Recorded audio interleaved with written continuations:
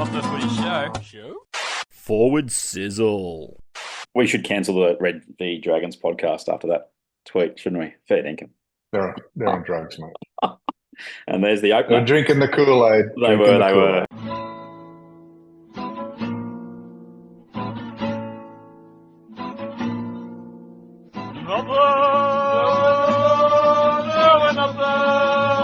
the Footy Show. G'day everyone, welcome to episode 295 of Not the Footy Show. Introductions this week. I'm Warrick Nicolson. That's Robb Cox. It's our year, Coxsmith. It's our year. Dragons, Raiders, unstoppable in round 1B. Mate, I've already booked the tickets, so I'm ready to go. The GF. And look, generally, the Dragons play their GF sometimes in June or July. So I thought it was the Charity Shield you guys peaked at, generally. Because that's what I thought this year would be. We certainly didn't peak in the Charity Shield. We've got a Dragons victory, we've got a Raiders victory, we've got a few other teams winning. We've got the Panthers who have forgotten how to attack, which is somewhat delicious to watch when you look at a powerhouse of, not just 3 years, but probably 5 years, looking anemic in attack. It's remarkable. But the Dragons weren't anemic. 28 points on Desmond's Gold Coast Titans. 28-4, Coxsmith. Now, I didn't see it live. I watched the mini. Did you watch the match? I watched it. At the same time, I was looking at something on YouTube, so I kind of head up, head down. I never get too excited about Dragons matches. Good reason. And history tells us why. Mate, they won 28-4. They looked really good in moments when the halves were busy. Ben Hunt looked really dangerous when he actually ran the ball and stopped letting the kid Kyle run the ball too much. But to be fair, mate, the Titans were lame. So I'm not getting all that excited. Yeah, fair enough. If I'd known that Foran had pulled out, we had our cricket semi-final and we were back at the RSL. Which I heard you won. Congratulations. The other team gave up after an hour on day 2, so that was encouraging. So we're into a grand final next week, so I won't see much football next weekend. But I missed the fact that Foran was out, and they brought in that Thomas Weaver. Now, I wonder whether this leads into my next thing that I saw online this morning about Shane Flanagan. But I'll give him credit for this. The late change comes in an hour beforehand. Foran's out, Weaver's in. I know that the Titans had a lot of ball in the first half and didn't do much with it. But in the second half, and even in a bit of the first half, Shane Flanagan just sent traffic at Thomas Weaver Deluxe, and he had no idea. Is that a sign of, and let me quote from the Red V podcast who posted this morning. Sorry, just composing myself. Shane Flanagan's time out of the game has led to a lot of people forgetting that he left the game at the peak of his powers. Only 2 years removed from winning a premiership, sending emails when he should. Oh, sorry, no, that wasn't there. And finishing 4th in his last season, the game never passed him. Well, because he never stopped coaching, as it did with Hasler or Maguire. He says he left the game as one of the best 3 coaches in the game at the end of 2018. The Dragons have a man at the helm. I can't read the rest. I'll give him credit. Exposed a massive weakness in the Titans, and they come away with a victory. You saw the tweet. I just sent it to you. I love fans who love their team. I got no issues with that. But are you ready to give Shane Flanagan the Wayne Bennett Brisbane contract, or the Ricky Stewart Canberra contract, or whoever else has been in the team forever contract? Adam O'Brien? Not yet. I mean, look, I'm not gonna give it to Flanagan at the moment. As far as I'm not gonna, tear him a new one. But no. The biggest thing that Shane has done in the public eye is employ his son. Okay, so once we get over that, and Kyle was good the other night. He was good the other night. I agree. Yeah. I think that's probably the best game that I've seen him play since maybe when he was at the Sharks. Roosters. He played all right the year he was at the Roosters. He didn't struggle. Yeah. They fired him for a reason, though, and I'm still haven't got to the bottom of it. Yeah. Anyway, Sam Walker. look, I want them both to do well. Yeah. I want, Shane and the son to do well. But I'm reserving my judgment, like I said to you in a text the other day, until they play some teams that are likely top 8 candidates. Yeah. And I don't think the Titans are, given that performance the other night. I know they were missing a couple of players, but I'm not on the bandwagon yet. I'm not running through. I haven't got the 3 metre by 2 metre flag running on the Nissan Patrol out the front. The Dragons flag. I'm not, hollering from the highest mountain around here that Flanagan is saviour. I'm going to hold. I'm waiting to see what happens when they play. Well, the good news for St George Illawarra is that the litmus test comes this weekend. You don't have to wait long to test the credentials of one S. Flanagan, because he's up against the greatest coach of all time, depending on who you speak to, and those mighty Redcliffe Dolphins who just got smashed by 30 points at home versus the Cowboys. Yeah, you could be 2-0. You could be 2-0, Coxsmith. Oh. We could be, and then we play. And then who do we play? I couldn't tell you. I don't have that open. Oh, it's the Cowboys. Oh, it's the Cowboys after that. Oh, look at that. You've already planned out the year. You've gone, if we win the games, we can go home semi-final. And I've just been looking at when reality may strike. And look, fair play to them. The forwards looked like they were going forward, like they should. The backs looked mostly organised and well directed by Ben Hunt. Sloan looked as good as I've seen him. He did still make a couple of errors. He always will, not always, but he will for the moment. So, no, I'm not getting too excited. I think that it was a good start, though. Definitely a good start. Points are on the board, and we'll wait for the next 4 weeks. Round 5, I reckon. Is that against the bye? Is that against the bye? Is that the tough challenge coming up? No, I think round 5 is to me, is the fork in the road. That's where you can really kind of pretty much tell who's going to be there at the back end of the season and who's not. All right, we'll come back at that time if you're in internet zone. By that stage, in the middle of Western Australia or something. Dan Generic also put on Fox. I was going to record it and put it at the front, but I didn't want to risk the copyright strike. But he declared with about 10 minutes to go that the dark days were over for St George Illawarra. Anyway, quickly on the Titans, that was really disappointing from a Desmond point of view, because I would imagine the most of his pre-season focus may have been on a little thing called defence, and it wasn't there. Let's move on from the Titans. He won't be happy. I don't deserve any more airtime. Let's go to the other team that is going to see you in the grand final at the end of the year, and that's the Canberra Raiders. Coxsmith, we texted a bit sort of the back end of the match. Night started really well. They all run right through our starting pack, which is Papali'i and just might take a sip of my drink while you're there. I've got a cup of tea. Yeah, no, I've got. I'm off the coffee. No, it's actually water, but people who are listening on the podcast, it's a Raiders mug. And life member, something like that. I have been dedicated for many years. We got run over at the start of the match, but the key was the Knights didn't put points on us. And Sean Fenson's love child was tackling everything that moved in Morgan Smithies. Yeah. Oh, he's the Gobbledock, as he was affectionately known as in a few WhatsApp chats. And then half-time comes along and we've sort of wrested control a little bit. Second half, we got out to 14-6 or 18-6 or something like that, and I was unbelievably comfortable the rest of the way. What does that say about the performance as a neutral watching it? Were you as confident as I was that they weren't coming back with 20 minutes to go? Yeah. I was confident that the Raiders had that. The Knights never looked terrible, but like you say, their crescendo was really the first 20 minutes, and Coach O'Brien needs to kind of turn that around a little bit and have them coming home a little stronger, because the Raiders looked like they were in complete control from about the 25th minute mark until the end. And that doesn't bode well for a team, with the highest paid player in the game at the moment, in Kalen Ponga. And they've got players there. They're not lacking players. Not that this would have changed it, but I really thought that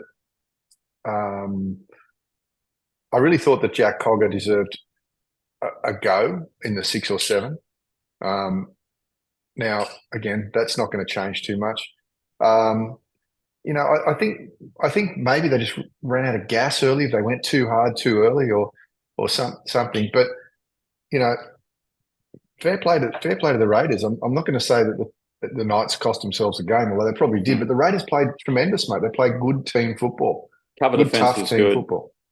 I just say, like, the Knights threw the ball around a bit. It wasn't a case of them not trying things. Just we had an answer, and that's very encouraging as a fan who had them in 14th a week ago. Still have them in 14th, but that was an impressive victory from my boys. Yeah. So we sat at the top of the table for at least a couple of days, and then you guys have moved past us, I'm pretty sure. Thankfully. Rightfully. Yes. Yeah, because you got beat up on Desmond's boys. So we get a win up in Newcastle. How'd you tip for the weekend, by the way, Coxsmith? Because I got one. No, I'm looking at those two. I tipped the Raiders. And I'm looking at these other games, which we'll have a quick talk about. I certainly didn't tip the Storm Penrith thing. No. I didn't. Oh, no, I did tip Parramatta, Dragons. Yeah, Parramatta. Would you believe, as a person that loves Parramatta, I'm the only one that got them right. That's the only one I got right. Anyway, we'll move on to the other games. But Canberra, that's a really good win. That's a Ricky Stewart. Good win. He'll have that using as a benchmark for his boys the rest of the month, as you say, this first 5 weeks. I didn't watch the Sharks Warriors game. I didn't get to it. The Warriors just had all the ball and didn't get a big enough lead. Came back though, and the Sharks just rallied. Nico pulled off a couple of nice tackles towards the end of the match to save the game. Didn't do much with the ball. In fact, the Sharks just opportunistic tries, and the Warriors, they're going to look at that game at the end of the year if it's the reason they missed the top 4 and go, yeah, we should have. We had 29,000 fans. No, there were 24,000 fans at Mount Smart. I mean, the crowds across the weekend was spectacular. And yeah, I'd be just very disappointed if I'm a Warriors fan going, how did we not win that match? But Cronulla, good luck to them. I got them in 4th, so I was very happy with that result. The other game that has made a lot of people very happy, not from the foot of the mountains or any bandwagon you've been jumping on for the last 3 years, but Melbourne 8, Penrith 0. It's funny how you watch a game, which was the World Club Challenge, and you go, well, they had all the ball. They had a lot of things go their way, except for obviously the Wardle try that was given. But they couldn't score a point. And it wasn't like they weren't trying to win that World Club Challenge, Coxsmith, but they looked anemic, and they just like they didn't have an X factor of, well, who do we give the ball to that's not Nathan Cleary to make things happen? And we thought, Blue Eye's not there, but he's coming back from an injury, so what are we going to expect from him? They had enough ball, they had enough field position. They probably, if anything, they hit Liam Martin about 50,000 times too much on that right edge. But I come out of that game as a Panthers fan and going, look, we don't get too worried. But at the flip side, that was just not good. That was a really poor performance in attack from them. They haven't looked good in the last 2 games, as you said. It looks like they've kind of run out of ideas. And I put a bit of this down to the last 2 that they've lost in Leniu and Crichton. Leniu's the type of player, when he plays off the bench, which he mostly has in his career, he can really change the tempo of a game. He can up the tempo of the game, and that's why you bring him on. You bring him on, to either give them energy or to change the tide a little bit. He'll make, if he has to, for probably a few sets in a row, he'll make 2 runs. He'll dent the defence. And then you have Stephen Crichton, who was for Penrith a bit of a magician. He could pull the rabbit out of his hat. Now you've got Nathan, drifting across field, running the forwards under him, every now and then going for a run around that lazy B defender who didn't defend, or hitting someone on the outside. But it's getting a little predictable. I mean, he's been doing this for 3-4 years now, and there's so much videotape of him doing it from every angle that the other teams get. They look at it from 7-8 different angles. They know what the signals are. They've got him worked out. He's going to need to work on his game a little bit, but it's not just him. The Panthers have been decimated due to their success. And, as other people keep saying, that's the reason for the salary cap. The salary cap is there to level the teams out. The players that play in a grand final next year want to make big money. rightfully so. They've done well enough to get to the grand final. So they, sometimes they get found out at other clubs when they disappear. But look, besides that, Penrith looked like they'd taken a knife to a gunfight. They did not look, they weren't annihilated, but again, I think the only shining light for them is that they can only improve from here because they look dour. They just look very inspiring is a word I think of. Yeah. Yeah, they look tired. Look, I'm not necessarily in disagreement with what Ivan Cleary said after the game about the obstruction. For there to be an obstruction, someone needs to be obstructed, and nobody was on that play. So I tend to agree, but at the same time, I'm not sure that they deserved for it to be 8-6 or 8-4. I think the score is pretty honest on that game. Penrith didn't look like they were going to score a point, and they didn't. So I think we can leave it for, again, we'll know by round 5, and we'll see with Penrith. But the Storm looked pretty good, and they were without Munster and the big Nelson. Yeah, so pretty key pieces to their team. Correct. If you think about it, Penrith keep a team to 8 points, you're going to win the match. Melbourne are keeping a team to 0. I reckon that to be the thing that'll be up on the training board all week is, boys, I'm so proud of you from one C Bellamy. And that remarkable round 1 streak continues for Bellyache. He hasn't lost since 2001. So good. In the first round. Incredible. Next, quickly on through the other games. Para? Yeah, let's just talk about the fact that Canterbury. Serraldo coaching, Barrett coaching. Yeah. Does it make a difference? Because I just no, it doesn't. And look, I don't know who's really pulling the strings there, but whoever's choosing their team, I sent you what I thought would be a better backline. And you only sent me the backline. I could have sent you You slightly disagreed with me, but only for one. I think on one of them. But look, I'll keep saying this until they change him because I really don't think he's a 5'8". Burton is kind of running the team. He's a centre, mate. There's no doubt about it now. He's come back. This is his 3rd year at the Bulldogs. He's never looked like a 5'8". He won't look like a 5'8". You can't just keep dressing the thing up for. He doesn't get. He's a centre. He doesn't get. He's a centre. It's unbelievable. And you also said lightweight fullback, which was the big thing in the offseason, why they signed him. I'm stunned that he didn't play the first trial there because that says to me he hasn't trained at fullback all year, all offseason. That's why, he left Penrith largely because he couldn't get the fullback job ahead of Edwards. Now Black Taff, solid footballer. You reckon he's a half? I don't necessarily disagree with that. But I'm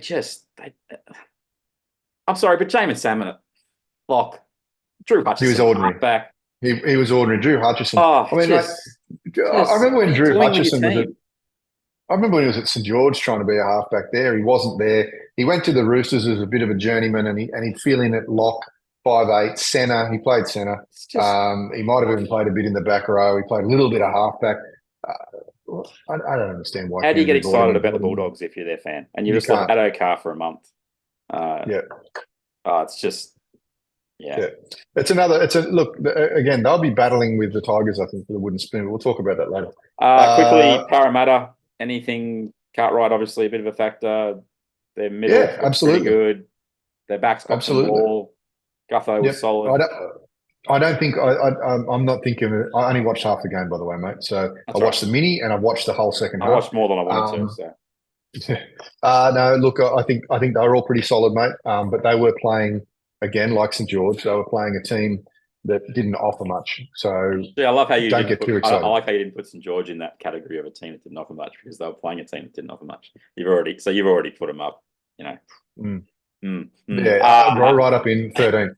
I've got Para very high, as we alluded to on the last podcast. So that was an important win that they beat up on the bad teams, which is the reason I've got my teams in 3 and 4. You've got them up very high. Don't tell me what it is yet, but you must have taken up smoking crack or something like that. It's like at the top of double figures.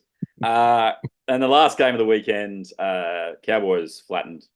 Well, they got flattered really by the Redcliffe defence. That Wayne Bennett will be seething.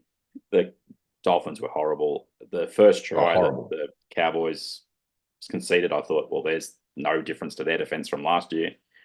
If I'm a Cowboys fan, don't get excited because that was a case of you beating up a bad side on the day. I don't think Redcliffe will be bad all year. But, yeah, Drinkwater, he was busy, but he wasn't heavily involved in their points. The Chad actually looked decent, so that says everything you need to know about how Redcliffe are going. But what I want to really focus on here is, as we wrap up round 1B, is can we just take a moment, Coxsmith, to salute the career of Jason Taumalolo, because what's happened? He played 21 minutes and didn't get on the field again. Todd Payton, he's either just got massive issues with him, or Taumalolo's busted, or you can't be paying him this amount of money and paying him 21 minutes and giving Jake Granville twice the minutes in a game. This is insane. Yeah, mate, I'm not sure. Maybe the score had something to do with it. Maybe he's saving him for later on. I'm not sure, but I would have thought that it's good to get some game time in their legs early in the season and then start to confidence. manage it. But we know Peyton's had issues, not issues with him personally, not as far as I know, but something to do professionally over the last couple of years. But we'll keep an eye on it. But mate, the Dolphins fans out there, you guys can take you can rest easy that you didn't play the worst. Because the Bulldogs had that one, but you were played second worst. I've had a quick summation of the Dally M votes. Let's just not talk about them, apart from the fact that somehow Hamasai Tabu Fido got one vote, and he one of the softest plays you will see in rugby league for a decade when he kicked that ball. Who was voting? Who voted on that one? They no longer list. Smart. He got a vote somehow out of a game that his team lost by 34 points or 30-odd points or whatever it was. Let's move on. Let's preview round 2. Well, let's get to round 2 within the context of the ladder. Cowboys up top, Dragons, Eels, Raiders, Manly, Roosters, Storm, Sharks. Poor old Tigers. They win in round 1 with 2 points and they still can't make the top 8. They're in 9th. Isn't that just poetic? In round number 2, what we have, and we'll jump to our predictions for the year as the back end of this pod. Thursday night, Broncos and Souths. Both teams obviously played in Vegas. They both lost in round 1. You'd think that Brisbane rally, don't you? But there's look, especially and Reynolds though. Especially at home, mate. I think Brisbane will do the business on. As long as Reece Walsh takes the field, they'll be a threat every game. Then you've got the barn burner of Cronulla Canterbury on Friday at 6 p.m. If the Sharks don't put 40 on Canterbury, my prediction for where I think they're going to finish is in a lot of trouble. Panthers Eels, very interesting on Friday night. Do the Panthers start 0-2? I say yes. It's a worry. I say yes. I'm just look.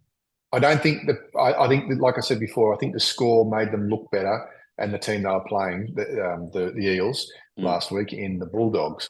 But I just don't know if the Panthers are going to have the time to turn this little lull around. They need Scott Sorensen back because he was desperately missed, I thought, last week. Particularly defensively. What is Ivan Cleary doing playing Lindsay Smith on an edge? He did it in the World Club Challenge. He did it last week. So I'm not sure. They have no back rowers through their New South Wales Cup team because Luke Garner is not the answer. We know that. And he's admitted he's not the answer because he won't play him for 80 minutes. So the interesting thing is that they let Zach Hosking go. And I thought Zach Hosking was one of their best young back rowers there last year. And I thought he was going to be a dead set replacement for Garner. How Garner even, with no disrespect here, but how he got into the squad. I mean, what Ivan saw in Garner, that we all watched the same games that he played at the Tigers. I just don't know how he got into the team, and I'm not sure that he's a great fit, to be perfectly honest. Then the best game of the weekend, let's be fair, 2 teams, one in round 1. Raiders, Tigers in Canberra on Saturday afternoon. As a neutral, I want to see the Tigers show something under Benji, but if we can start the year 2-0, and we got the upset against Newcastle, that bodes very well for the rest of the year because our start isn't easy apart from not the Tigers, but in terms of a draw, it's not easy the first time. You're always quite bold though, let's be honest. You want the Raiders to win, yes. Yeah, of course. By how much will they win? I'll take one. One will be good. Give me a score. Oh, seriously, 19-18. I can see it. I can see us One. Okay. just getting by. Cowboys Knights. Well, let's see what you got, Kalen Ponga. That's what my view is. This is in North Queensland. It's going to be hot, sticky. Defense is not going to be the strong point of the Cowboys, I reckon, this year. So if the Knights can put it on, I reckon they're a big chance at knocking over the Cowboys. But just interestingly, on the NRL tipping, the favouritism for the Cowboys is 87%. That seems excessive. Cowboys by 20. Woo, love it. Bold. Then Storm, we get another home game against the Warriors. Let's see what you got, Warriors. Because you butchered one game, you can't afford to butcher two. And if there's still no Munster and there's still no Asofa Solomona, it's funny how if the Warriors lose this, do they start looking like the 2022 Cowboys? That is the question. I'm not sure. Manly Storm by 12. Manly Roosters Sunday afternoon at Brookie. I don't know. Do you believe in Seabold? I've seen but I've seen some very good Roosters sides go there and get done when they shouldn't be getting done on an afternoon in Manly, and I say Manly by 8. Ooh. And then the final game is, well, the heavyweights of the competition, the St. George Illawarra Dragons up against the Dolphins. I think this one is at KO Stadium. It is. Or is it back at Suncorp? It could be back at Suncorp. Redcliffe. Redcliffe's in Redcliffe. So I'll be picking the Dolphins because, I don't think Shane Flanagan's the top 3 coach in the game. How dare I? That's the round 2 setup. So let's go to our tips. Are you going to ask? Hold on. Are you going to ask me my opinion? No, not at all, because you're on the Shane train. That's what I'm going to start calling it. Dragons by 8. Oh, love it. Let's go to our predictions for the year because we actually wrote them down physically before the weekend, first weekend of round 1 started. This is where we've got to. We haven't shared with each other, although they have been on my website for a while. So Coxsmith, you may have seen them. But which way do you want to start? We've only briefly run through the sides, but where do you want to start at the bottom of my ladder and then you give me I think I'm in this area. This is where I've got that team. Or? Yeah. All right. Yeah, we can do that. And then once we get to Dragons 6 in 17th, so I'm already in a lot of trouble. I've got them in the spoon, but I've got a spoon bowl category, which is these 3 teams I think are the worst in the comp. So I had Canterbury in 15th, Tigers in 16th, Dragons in 17th. So you're obviously elevating the Dragons out of spoon bowl contention. Is that right? Yeah, I'm not thinking they're going to be bottom 3. Okay, but you haven't got them in the top 8, yeah? No, I don't have them. Okay, so any of those 3 teams in the top 8 for you? No. Bulldogs, Tigers, Dragons? No? All right, we can move on. Missing the cut, I had in order. So this is 9th to 14th. I had Cowboys, Manly, Newcastle, Redcliffe, Gold Coast, Canberra. You got Canberra missing out. Where are you got Canberra? You got Canberra 14th. Really? Mm-hmm. I remember I didn't have us making the finals last year. So for us, Ricky's not going to send you a birthday card this year. Yeah, I know. He'll call me on our anniversary though, so that's fine. He never forgets. That one time that I spoke to him at Parramatta when I was working there. I hate admitting that. I worked at Parramatta. That was the afternoon of the famous overhead projector. But anyway, I wondered why he was so embarrassing. Happy.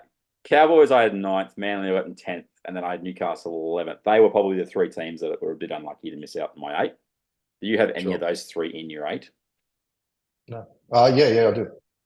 Say it again, Cowboys. I had Cowboys, Sea Eagles, Knights as 9, 10, 11. I got Cowboys and Sea Eagles in mine. Interesting. What about Redcliffe, Gold Coast, Canberra, all missing out, yeah? Yep. Yeah. All missing out. I tried to put the Dolphins up higher, but I don't know. Just I couldn't take that huge leap, even with the cattle. No, they don't have the cattle. They got more cattle than last year, to be fair. And the Titans showed me that that's a good spot for them. And Canberra, I'm probably going to be wrong, happily. But yeah, 14th. I think any of those 9 to 14 teams, they could end up in 9. Yeah, they could. Mate, 9 and 14 can be separated by 4 points. Correct. So let's go to the top 8. So you've got 2 teams in, which is Manly and the Cowboys. And obviously that means that 2 of the guys that I'll have in my 8 will miss out. In my bottom part of the 8, I've got 5th. I haven't put it in order. That's all right. That's okay. Wishy-washy. In 5th, I've got the Warriors. 6th, I've got the Storm. 7th, I've got Souths. And 8th, I've got East. Okay. So I've got fifth Storm, sixth Souths, seventh Manly, and eighth Warriors. So you've pushed the Warriors a bit further down after being top four, which means you're very much high on the Cowboys, I noticed. I couldn't leave the Roosters out because the cattle, to that point that you made about the Dolphins. Souths worry me because what we saw in round one was the same we've seen for a couple of years. And yeah, they are a worry, that team, mate. Yeah. They could be fourth and they could be 14th. I really have a worry about South. I have to be wrong. Melbourne, that's just, you don't leave them out of your 8. Don't do it.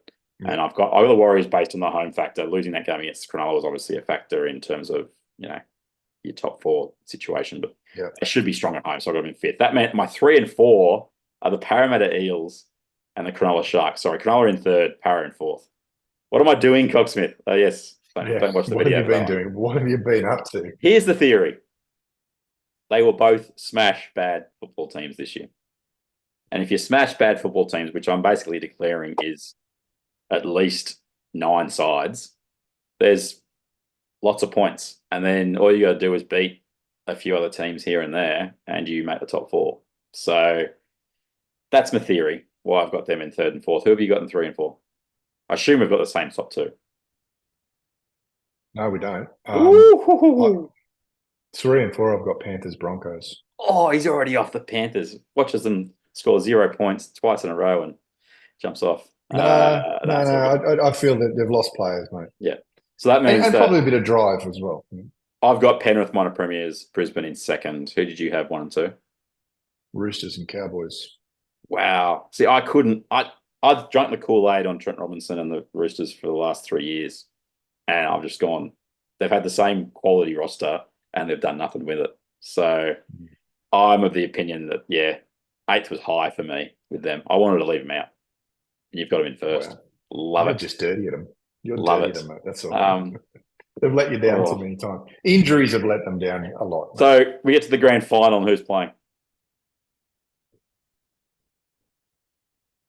Panthers Storm. I got a repeat of last year's, and I think same result. I think Brisbane are the only team. No, I don't know yet. It's hard. I picked Penrith, but only one team can stop them from getting 4 in a row.